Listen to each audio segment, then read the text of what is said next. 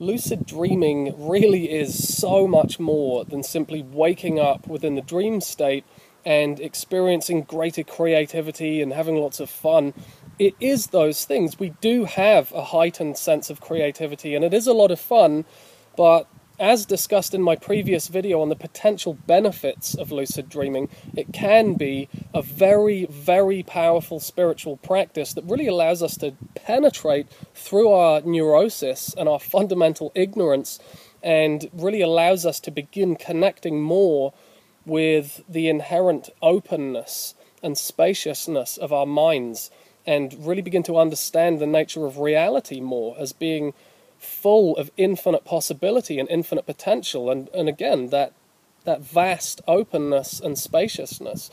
So the practice that I'm going to discuss in this video is really laying the foundation for approaching lucid dreaming in that way, and over time and with consistent practice, it can really begin to transform our entire reality, both while we're awake and asleep. But before we discuss the steps of the practice, it's of paramount importance that we understand that all spiritual practice is aimed at allowing us to realize our true nature, who we are and what we are, and really understand the nature of our minds and the nature of reality, and that they're not separate at all. So if we look at the very ancient traditional Tibetan view of reality and what it is essentially, is it's just openness, it's spaciousness, it's vastness, it's limitless. It has unlimited potential, there are unlimited possibilities. And when we look at reality in this way, we begin to be able to use words or names to describe it, common words that we're all familiar with, like God, or oneness, or enlightenment, and we begin to realize that this inherently involves the interconnectedness of all life, how all life is not in fact separate at all, it's all part of the same whole, and we begin to see the interdependency between all existence and how everything is reliant and dependent to some degree on absolutely everything else in creation. So understanding that fundamental principle of reality, that it's limitless and spacious and inherently open, is critically essential for this practice. Now, the nature of our minds is exactly the same. It's inherently open, it's vast and spacious, and it has unlimited potential. And this is really what all spiritual practice is trying to work towards and uncover and connect with. And so we could imagine the realization of diligent spiritual practice, the way in which we would perceive reality would be a kind of seamless unity of experience that wouldn't be divided up. It wouldn't be we wouldn't be perceiving reality in this dualistic, divided way that we do. You know, we wouldn't be seeing things as right or wrong, good or bad, black or white. Everything, all experience would be unified. There would be a unity in our perception, and that would be truly the spaciousness of the mind's inherent nature, the openness of the mind. Really the true definition of being open-minded. But obviously in a day-to-day experience for pretty much all of us, this isn't really how we perceive the world. We do have this very divided dualistic perception. We have things that we develop preferences. We have certain things that we like and that we become attached to. We have certain things that we don't like and we try to avoid. We have all these emotional states. You know, we feel love towards one person and hate towards another. We're constantly dividing our perception of reality, which really is the complete opposite of the nature of reality, which is completely open and spacious and can accommodate everything within it. So there's absolutely no division there whatsoever. But the reason why I'm making this point is because lucid dreaming affords us an amazing possibility to begin connecting with our fundamental nature, with our inherent openness. Because when we become lucid within the dream state, anything is possible, absolutely anything. We can transform any aspect or element of our reality when we're lucid within the dream state. So we could completely transform the landscape of the dream, the environment of the dream. We could change anything within that. We can change our mental and emotional state. We can transform our emotions. We can transform fear into love. So we can transform a horrific nightmare into the most amazing, lovely dream ever. You know, we can transform anger into peace. We can transform our physical body. We can become another person. We can become another being altogether. So through lucid dreaming, we're connecting with infinite possibility, infinite potential. So that's already a very vast and spacious and open realization that we can have direct contact with through lucid dreaming from the very beginning of lucid dreaming. So, you know, this is a very rare possibility in normal waking life. It's very much more difficult to transform our waking state. It can be very traumatic to even try that. So we end up feeling certain emotions while we're awake, and it can be very, very challenging to immediately transform that on the spot to something completely different. So through the practice of lucid dreaming, we do have access to this limitless potential. So connecting with this openness and spaciousness and developing our awareness of that within the dream state can have a very lasting impact on our waking lives as well.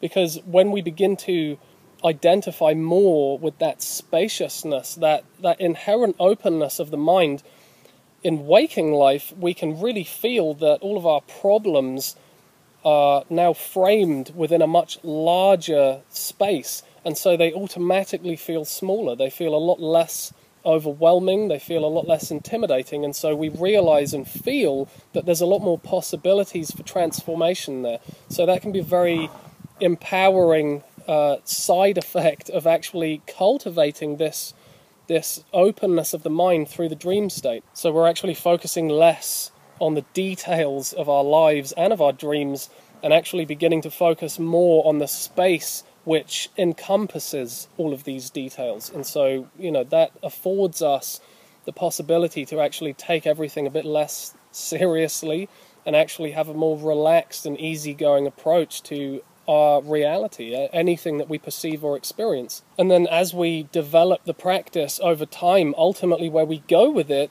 in the dream state initially is to focus less and less on the content and the details of the dream experience and begin identifying more with the openness and the spaciousness that all of that dream content is arising from.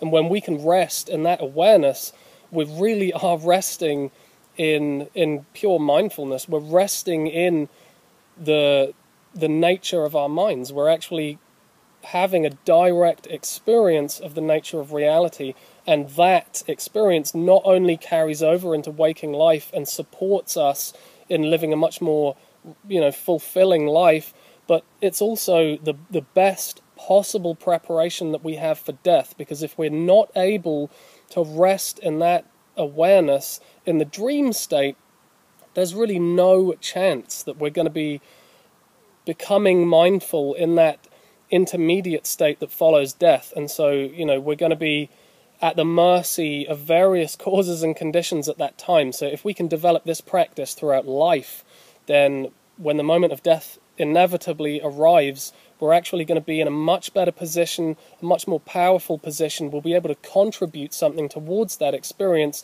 and hopefully affect the outcome. So the lucid dreaming practice is as much a practice of the day as it is of the night, and we can really begin to transform our reality through the practice of the day as well. Now, the first step of this practice is to really focus on our perception, on the way in which we perceive reality. And so we can engage in this practice at any time throughout the waking day. Ideally, we should be remembering to do this as much as possible throughout the day.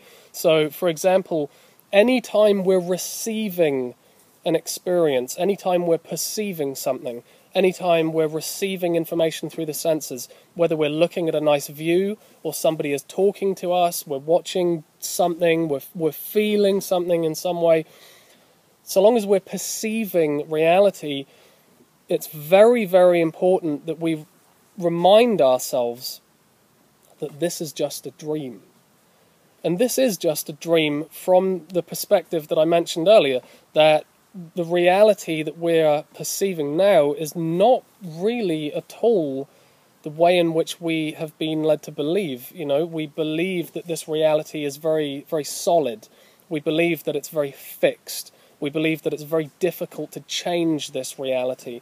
We believe that this reality is divided into good and bad and right and wrong, and there's all these kind of preferences that we have, and we're attached to things, we're averted by things, and it can be a very concrete kind of sensation perceiving reality in that way. And there's lots and lots of suffering that arises from that kind of perception. But if we can actually understand that, as we discussed, reality is inherently open and vast and spacious and limitless, then we can see that this solid, divided, dualistic way that we perceive reality is actually very much a dream, in much the same way as the dreams that we have when we're asleep. It's just the result of a fundamental ignorance towards the true nature of things. So by reminding ourselves that this is a dream while we're awake, we're getting two benefits from that. We're actually immediately feeling less overwhelmed by what we're perceiving. We're feeling less threatened by it. We're feeling that there's actually a lot more possibility to change this reality, and that this reality is completely impermanent. It's not fixed. It's not solid. It's not permanent. Everything changes. Everything dies. Everything transforms. Everything exists within infinite spaciousness. So being able to really feel that, to just tell ourselves when we're perceiving something, oh, this is just a dream, there really isn't any value in doing that at all. We really need to feel that. We need to feel this kind of dream-like quality of reality, and that, in fact, it's not at all the way we think it is. It's actually limitless openness.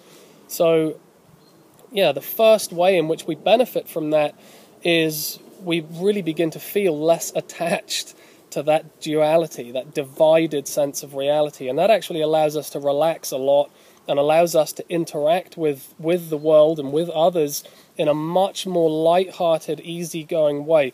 The second way that it benefits us is that we're getting into the habit of reminding ourselves that this is just a dream. So when we're actually in a dream, we'll be more familiar with that reminder. We'll be in the habit of reminding ourselves. So we'll be having a dream when we're asleep, and we'll much more easily be able to tell ourselves, this is just a dream. And immediately at that point, we can wake up and become lucid, and then anything at all is possible within the dream. So the first step is dealing with how we're perceiving reality. The second step to this practice is dealing with how we are reacting and responding to reality, how we're actually putting ourselves out there in the world. So this is often a bit more difficult than the first step, because it really only applies to emotionally charged reactions that we have. So a good example would be when somebody says something to us that hurts us in some way, or that we disagree with in some way. Somebody says something that we don't like, we feel challenged by somebody, and immediately we have this emotion rising up within us, this emotion of anger or frustration or stress or tension or sadness. And all of these emotions will give rise to this urge, this tendency to react, to have an emotional reaction.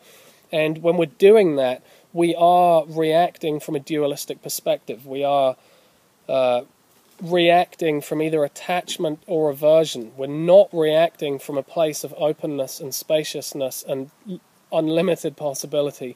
So when we're feeling those kind of emotions rising up and it's compelling us to say something or to act in some way, it's exactly at that time, exactly then, that we need to remind ourselves again that this is just a dream. And if we can really connect with that feeling, that dream-like quality, then immediately our tendency towards emotional reaction is lowered significantly, and over time, throughout practice, it can dissipate completely, and we can just rest in that open awareness and not feel compelled to be constantly, emotionally reacting to things and not investing so much emotion into certain things. So again, this practice is going to benefit us immensely in our waking hours, and then again when we're in dream and we're having this very emotionally charged experience and it's dictating our behavior, we can again remember this is just a dream. And immediately at that point, we can wake up and become lucid within the dream. So from this perspective, there really isn't any need to, focus on external phenomena within the dream, like look at your hands or turning a light switch on and off or whatever it is that people usually use as signs and signals to remind themselves that they're dreaming. From this perspective, we really don't need to do that because we've covered all bases. We're covering the way in which we perceive reality, and we're covering the way in which we react to reality, and that essentially includes every possible experience there could be. So if we can cultivate this practice throughout the day, then we'll be able to cultivate it much more easily throughout the night. The daytime practice is going to have a lot of benefit to our daytime experience, and it's preparing us for the night. The nighttime lucid dream experience is allowing us to cultivate that awareness, that openness in the night, which is then having a lasting impact on our daytime experience. So ultimately where we're going with this practice is to just remain lucid all the time, day and night, while we're awake, while we're asleep, and for there to be as few interruptions to that constant lucidity as possible. So, that's kind of the goal of the practice, and that's why this can become such a powerful spiritual practice and really open up our mindfulness and prepare us for death. But it's really, really important to point out here that this is a practice. So it takes practice. It takes time to develop our skill and to become more skillful in this practice. So you may find that it takes you quite a while to have a lucid dream. Some people may have a lucid dream, you're watching this video now, you may have a lucid dream for the first time tonight, it's totally possible. Some people may take a few nights, some people may take a few weeks or a few months. So it's really important to remember that this is a practice, and consistency with the practice is what's going to yield results in both the day and the night. And ultimately having any kind of feelings of inadequacy or feelings of frustration around the practice or feelings of failure and feeling that, this is too difficult, I can't do this, I'm not getting any results from this, I give up. All of those kind of feelings are arising from a very divided and dualistic perspective that we have some kind of emotional investment in, or we're having an attachment to, or an aversion to. So again, if we have those kind of feelings throughout the practice, that's again the perfect opportunity to remember that this is a dream. This is just a dream. The way in which I'm perceiving this practice is just a dream. The way in which I'm reacting to my success or lack of success in this practice, that reaction itself is just a dream. Everything possible is an opportunity to practice and remind ourselves that this whole reality is just a dream. So practically speaking, hopefully we've been doing the practice throughout the day. The evening is rolling in. We're preparing for sleep. Hopefully we're going to have a lucid dream. But it's very important that we don't have any kind of frustration or tension holding any of that within us when we go to sleep, because the likelihood is that we're going to be carrying all of those qualities of the mind into the dream state, which is going to make this whole process a lot more difficult. So having a daily meditation practice is going to be an invaluable support to this whole practice of actually being able to rest in that space of the mind where all thoughts and emotions arise from. So we're not so caught up in all those thoughts and emotions, we're actually resting in that peacefulness and spaciousness of the mind, and having that kind of mindfulness practice to practice before going to sleep. Again, when we wake up, it's a perfect time to practice, but before going to sleep, again, ideal time to practice, so we can begin to let go of all of the tensions and frustrations of the day and begin to rest more in that open awareness, and hopefully carry that kind of awareness through as we sleep into the dream state. Another really good idea is if you wake up in the night, or you can deliberately wake up in the night, and the best time to probably do that is a few hours before you would normally wake up anyway, and actually spend just a very short period of time just again connecting with that stillness and that openness. Have a very short breathing exercise, a short mindfulness practice, and go back to sleep. And we can really, through that, we can release any kind of mental and emotional or energetic turbulence that we've kind of accumulated throughout the night already, throughout any dreams we might have had. We can kind of clear that out of the way and then approach another segment of our sleep, which is always going to be a bit lighter in the early hours of the morning, a few hours before we would normally wake up. So that's often when a lot of kind of heightened dream activity takes place. So if we can wake up, clear the accumulated tensions and turbulence that we may have gathered throughout the night, clear that, and then re-enter the dream state one last time before we actually wake up for the day. When we wake up in the morning, whether we've had a lucid dream or not, it's a really, really good idea to keep a dream journal. So if we've had a lucid dream, excellent. We can write down everything we can remember about it, and we can really celebrate our success in managing to do that.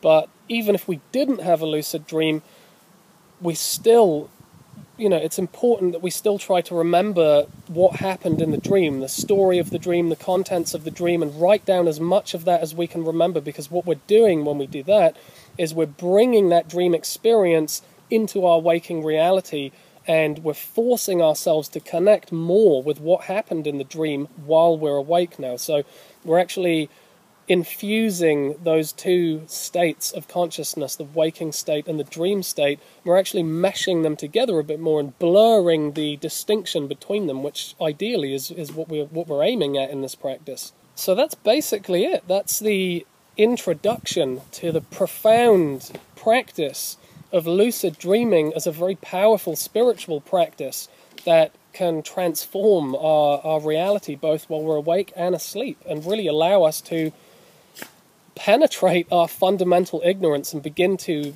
rest more in that open spaciousness of the mind and really understand reality at a much deeper level. So really the most important thing to remember above all else is that this is just a dream.